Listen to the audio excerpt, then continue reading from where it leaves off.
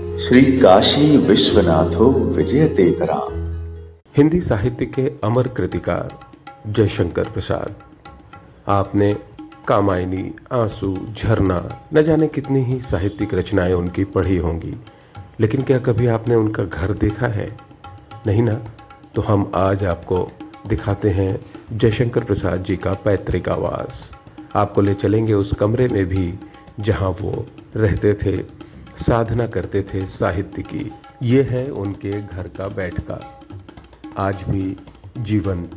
ऐसा लगता है किसी भी क्षण प्रसाद जी अपने कक्ष से बाहर आ जाएंगे। और ये है जयशंकर प्रसाद जी का वह कक्ष जिसमें रहकर वो लिखने पढ़ने का ज़्यादातर काम किया करते थे। इस कक्ष में उनकी ज़्यादा से ज़्यादा तस्वीरें अब भी मौजूद हैं। आइए आपको दीदार कराते हैं उनके कमरे का।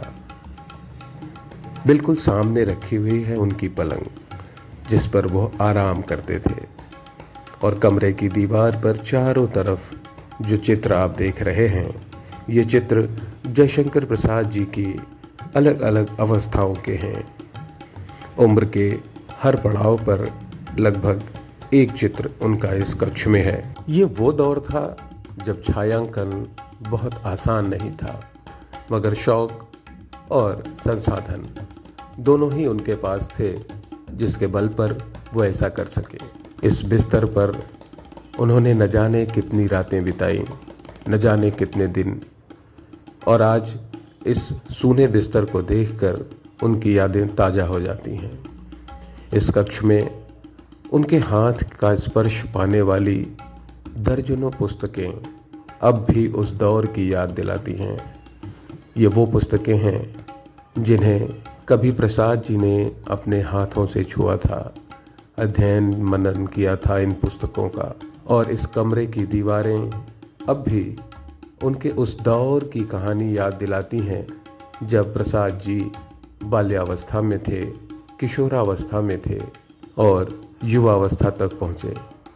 उनकी धर्मपत्नी का चित्र भी इस कक्ष में विद्यमान है। हम कुछ और ख़ास किताबें आपको दिखा रहे हैं। ये वो किताबें हैं जो बहुत जीर्ण शीर्ण हो गई हैं, मगर उनके परिजनों ने इन्हें बहुत ही सहेज कर रखा है प्रसाद जी की एक एक अनमोल स्मृति के रूप में।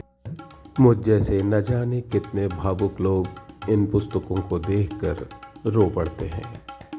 प्रसाद जी के इस कक्ष में आना न सिर्फ भावुक हो जाना है, बल्कि अतीत के उस युग में लौट जाने जैसा है जब प्रसाद जी साक्षात हुआ करते थे।